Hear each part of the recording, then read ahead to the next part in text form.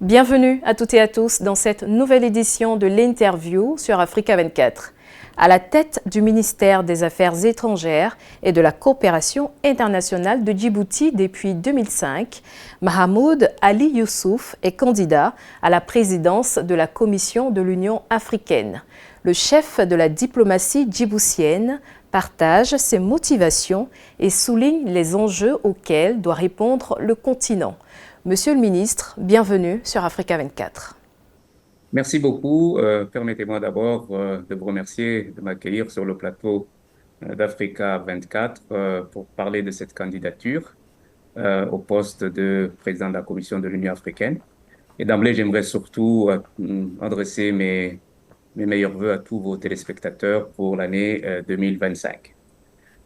Comme vous le savez, il y a quelques années, à partir de 2017, des réformes importantes ont été introduites dans l'acte constitutif de l'Union africaine, notamment sur la question de la rotation par rapport aux différents postes importants à l'Union africaine, comment les régions pouvaient donc à leur tour, chacune à leur tour présenter des candidats. Cette fois-ci, pour la présidence de l'Union de la Commission, c'est l'Afrique de l'Est qui doit donc présenter des candidats. C'est en ce sens-là que mon pays, la République de Djibouti, a décidé de présenter ma candidature je dirais, à cet important poste. Et il faut ajouter à cela que je suis diplomate de carrière, ministre des Affaires étrangères depuis 20 ans. Et donc, mon pays a considéré que je disposais des compétences et de l'expérience nécessaires pour pouvoir assumer cette responsabilité importante. Voilà un peu pour le contexte dans lequel mon pays a présenté ma candidature. Concernant les motivations autres que ma personne, je crois que le continent aujourd'hui a besoin d'une commission qui soit à l'écoute des attentes non seulement des gouvernements, mais également des peuples africains. L'on peut accuser la commission de toutes sortes de maux, mais elle est d'abord le reflet des États membres. Et si la volonté politique de faire de cette commission une commission efficace, performante, et qui puisse porter les ambitions et les enjeux du continent, et il est très important que l'engagement des États membres soit un engagement sans faille. Entre autres, il est également important de pouvoir souligner la nécessité de positionner l'Afrique sur les grands dossiers. Et pour positionner l'Afrique sur les grands dossiers, je reviens encore une fois à la position des États membres sur ces grands dossiers. Et donc, je pense que si l'on arrive à trouver la synergie nécessaire entre la Commission et les États membres, ainsi que les communautés économiques régionales, l'on pourra sincèrement faire la différence. Et je ne suis pas de ceux qui pensent que l'Union africaine est inutile. Au contraire, si je me suis présenté à ce poste, c'est parce que je crois fermement que le continent a besoin de cette commission et de cette Union africaine. Monsieur le ministre, merci pour ces détails.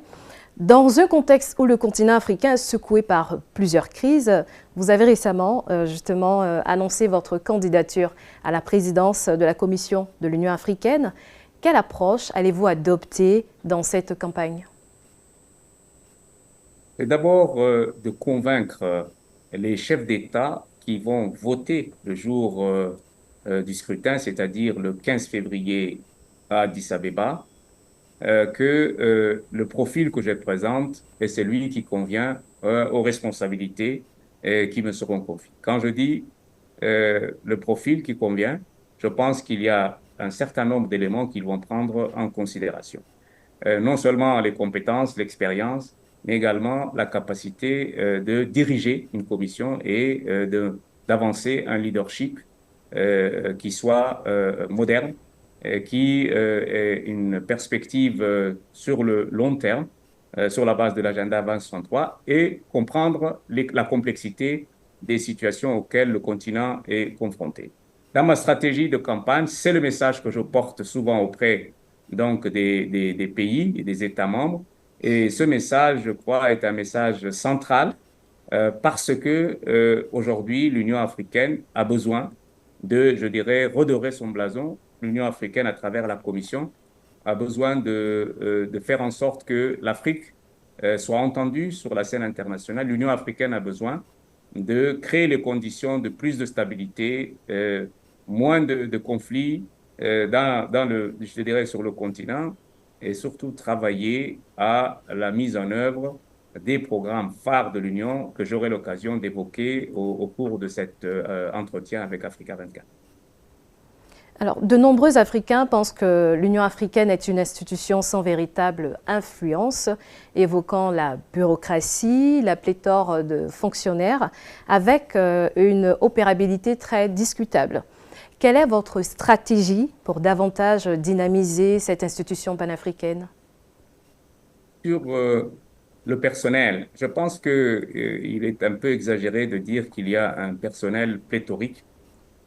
Juste pour vous donner une comparaison, à l'Union européenne, il y a 32 000 employés, alors qu'à l'Union africaine, nous n'avons que 1380 employés, et qui ne sont pas seulement basés à Addis Abeba, au siège de l'Union africaine, mais qui travaillent dans différentes institutions spécialisées, éparpillées sur le continent, dans différents programmes et mécanismes qui constituent la Commission de l'Union africaine. Pour son efficacité, je crois qu'il y a des réformes qui ont été engagées. En matière de personnel, déjà, le programme SACA que les connaisseurs et les experts ont mis en place, comment faire en sorte que ce personnel sa gestion soit plus efficace, les contrats à durée déterminée, indéterminée, remplacent les contrats à durée déterminée pour créer vraiment une certaine loyauté, faire en sorte que les compétences et l'expertise soient à la base des recrutements ainsi que le mérite pour les promotions. Je crois que ce programme appelé SACA est déjà mis en œuvre et nous arriverons donc à la tête de la commission pour pouvoir peaufiner cela et mettre en œuvre ce qui reste à réaliser. Sur la question des doublons qui peuvent exister sur les programmes, je crois que la nouvelle commission aura également à se concentrer sur ces doublons pour mettre en œuvre ce qu'on appelle, dans je dirais, jargon anglo-saxon, les golden rules, les règles d'or. Ces règles d'or sont déjà présentes également dans la gestion financière, par exemple, de l'organisation, dans la gestion du personnel, dans l'affectation d'un certain nombre de financements pour les programmes de l'Union africaine. Mais le plus important, je pense, c'est de pouvoir mobiliser des ressources africaines, financières africaines, pour les programmes africains. Juste pour vous également, pour illustrer je dirais, la complexité de la situation financière de l'Union africaine, c'est que près de 60% des programmes de l'Union africaine sont financés par les partenaires de l'Union africaine. Et je crois que cela n'est pas admissible si l'on veut vraiment placer cette union dans une trajectoire d'autonomie et d'indépendance par rapport à ses partenaires. La formule existe et il faudrait que les États membres puissent payer 0,2% des importations éligibles comme contribution statutaire. Seulement 17 pays le font. Je crois qu'il est important, nous ferons le plaidoyer pour cela. Il est très important d'autonomiser l'Union africaine en matière financière, pardon, et faire en sorte que nos programmes soient financés sur la base de nos propres fonds. Et parmi les autres réformes de la Commission, il faut souligner également l'importance des relations et de la synergie qui doit exister entre les communautés économiques régionales, au nombre de 8, SADC, CEDEAO, IGAD, COMESA, etc., on les connaît tous, et la Commission. Je crois que l'intégration que nous recherchons sur le continent passe par une meilleure efficacité des politiques qui sont menées par ces communautés économiques régionales je dirais, dans un esprit de coordination et de synergie avec la Commission. La nouvelle Commission, si nous sommes élus, si je suis élu, fera en sorte que ces relations entre la Commission et les communautés économiques régionales puissent se consolider et trouver, je dirais, la bonne pédagogie, la bonne méthode pour éviter qu'il y ait donc ce travail en silo, mais plutôt une sorte, je dirais, de convergence dans l'action que nous menons pour le continent.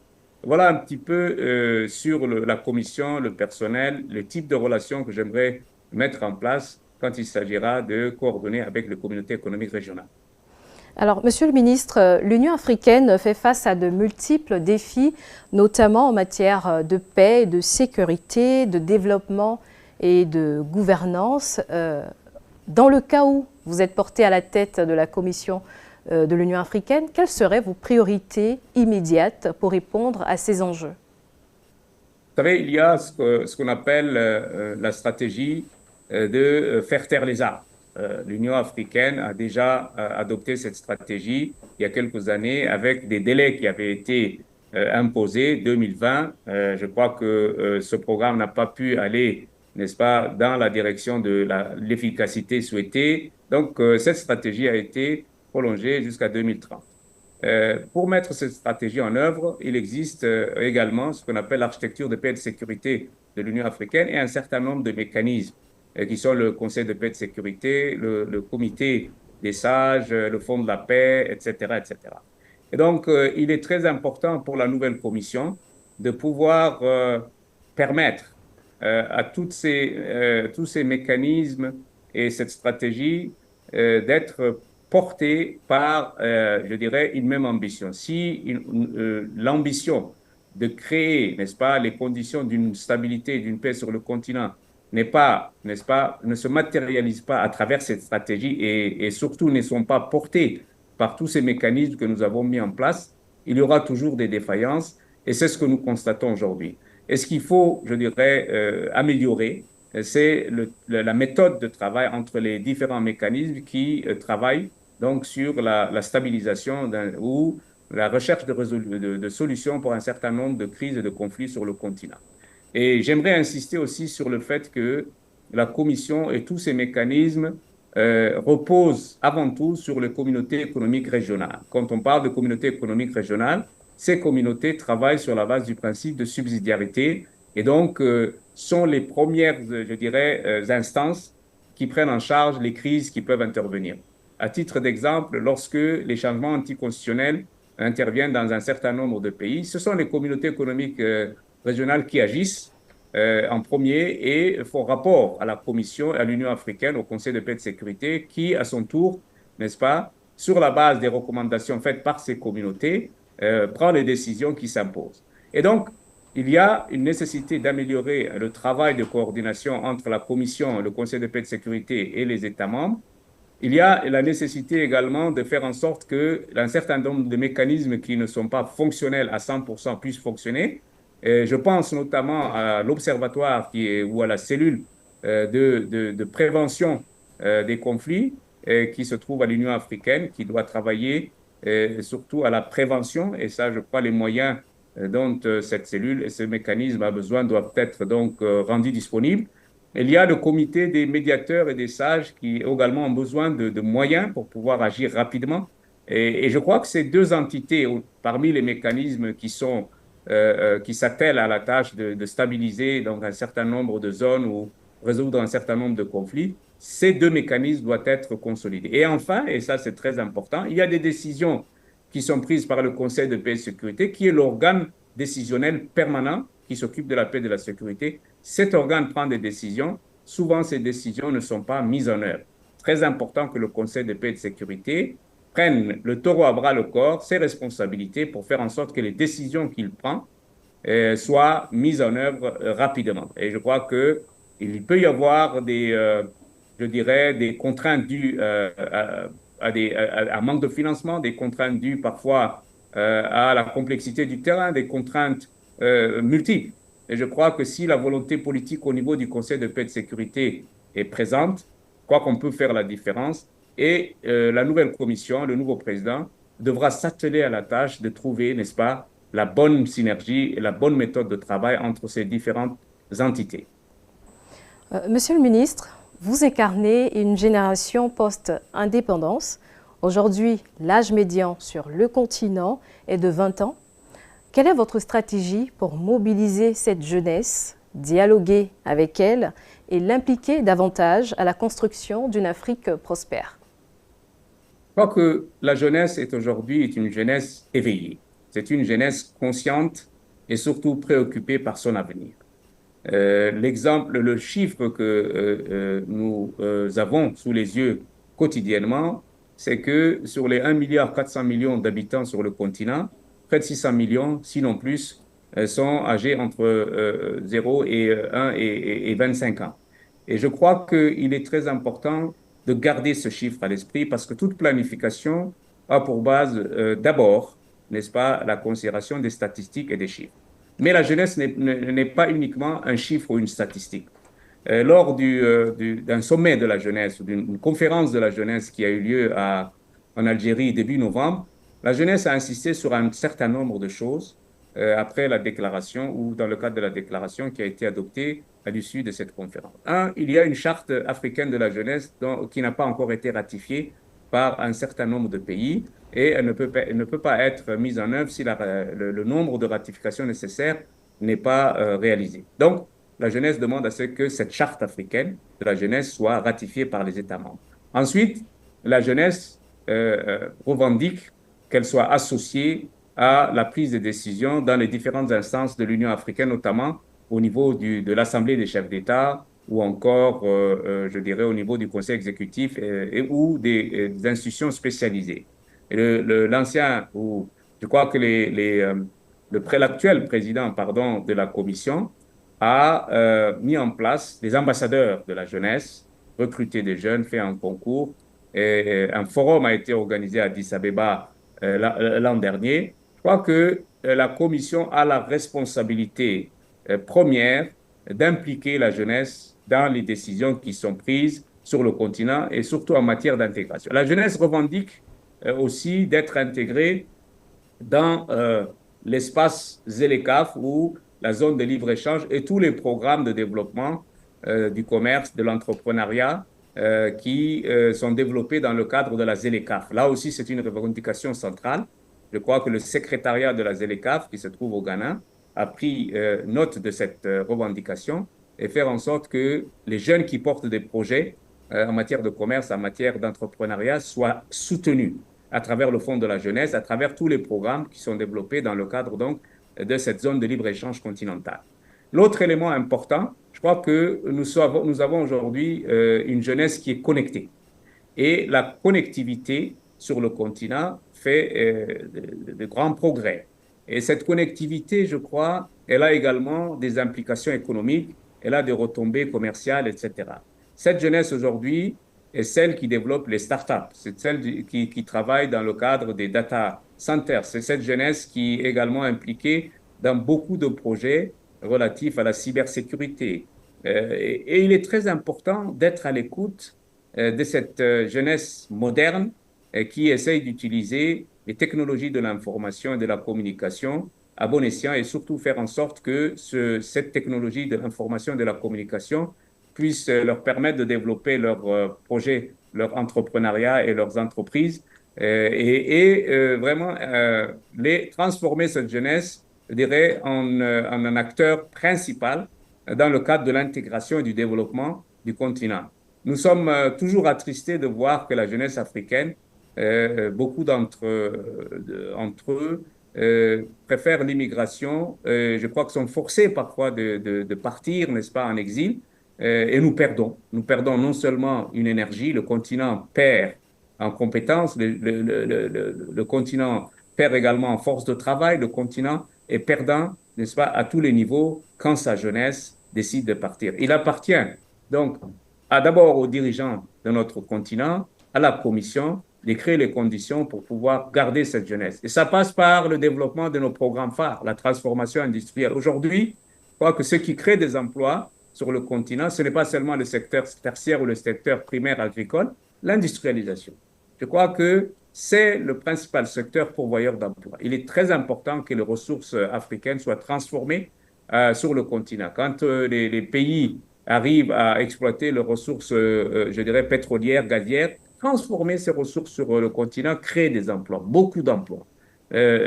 Transformer l'agriculture, il y aura un sommet prochainement, n'est-ce pas, au Kenya, sur l'agriculture, c'est le programme détaillé de l'Union africaine en matière de transformation agricole. On doit dépasser le cadre d'une agriculture artisanale, d'une agriculture de subvention qui fonctionne ou qui produit sur la base des, je dirais, des saisons et déjà de pluie, etc. Je crois qu'il faut passer à une autre étape aujourd'hui, c'est celle de la mécanisation, c'est celle de la transformation des produits agricoles sur le continent. Aujourd'hui, nous sommes fiers de constater que le cacao au Ghana, n'est-ce pas, et en Côte d'Ivoire est transformé sur place. Nous sommes fiers de constater que le thé et le café au Kenya, au Rwanda, c'est transformé sur place. Et nous sommes également fiers d'entendre nos dirigeants dire qu'aujourd'hui, nous n'exporterons plus nos ressources minières et nous allons continuer à les transformer. Et nous sommes également fiers d'entendre que des pays producteurs de diamants, comme l'Angola, comme le Botswana, etc., s'imposent sur le marché international en créant des conglomérats qui leur permettent de fixer les prix et surtout de dire que nous allons transformer nos ressources sur le continent. Je crois que c'est cette tendance qui doit prédominer, la transformation de nos ressources sur le continent. C'est pas à travers cette transformation qu'on créera de la richesse et de l'emploi, et c'est à travers cette création d'emplois et de richesses que nous allons garder notre jeunesse sur le continent, qui, je le répète, reste donc la force vive de ce continent. Vous avez récemment évoqué lors du débat africain l'importance de renforcer l'intégration économique et régionale de l'Afrique. Comment envisagez-vous, Monsieur le Ministre, de dynamiser cette intégration au sein de l'Union africaine, notamment en ce qui concerne la zone de libre-échange et les infrastructures sur le continent? Le commerce intra-africain ne représente pas plus de 17-18%, c'est-à-dire moins de 20%, alors que le commerce des États africains avec le monde extérieur dépasse les 80%. Ce sont des chiffres qui doivent changer.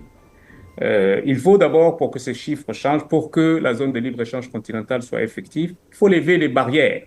Il y a beaucoup de barrières qui sont des barrières tarifaires, douanières et des barrières non tarifaires. Je crois qu'il faut travailler. Lorsque le traité a été mis en place, il y a eu des concessions tarifaires qui ont été faites pour un certain nombre de produits, des mécanismes qui ont été mis en place comme la chambre de compensation. Il faut les rendre opérationnels. La chambre de compensation, il faut pouvoir à terme réfléchir à des échanges avec des monnaies, je dirais, locales.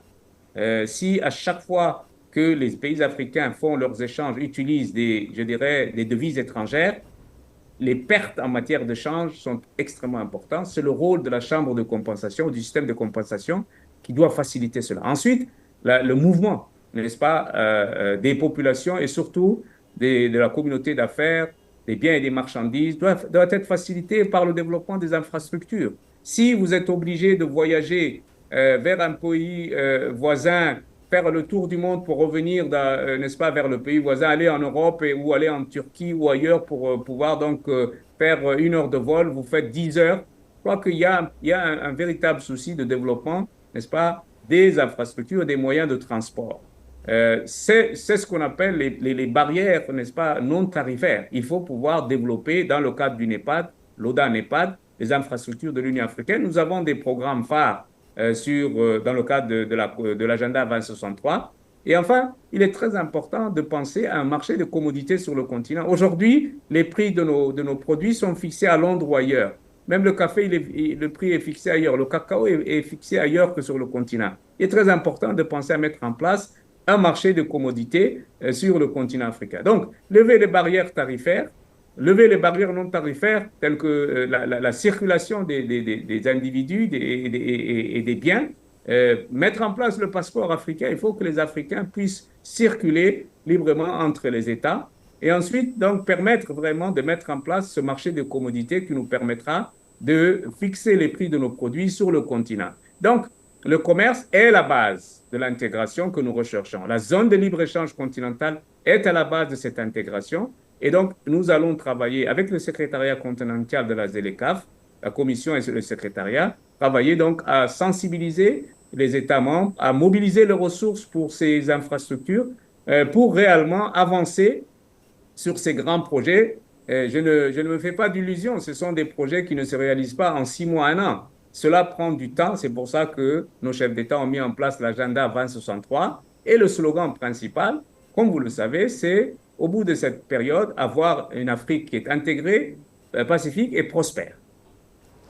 Monsieur Mahmoud Ali Youssouf, nous sommes à la fin de cet entretien. Quel serait votre mot de fin? Je suis très optimiste quant à l'avenir de notre continent. Ce n'est pas seulement l'avis des experts et des observateurs internationaux.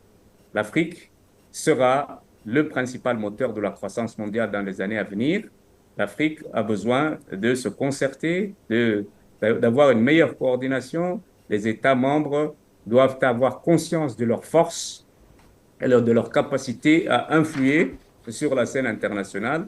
Et si je suis élu à la tête de la Commission, je ferai en sorte que cette position de l'Afrique sur la scène internationale soit vraiment défendue et promue de la meilleure manière possible.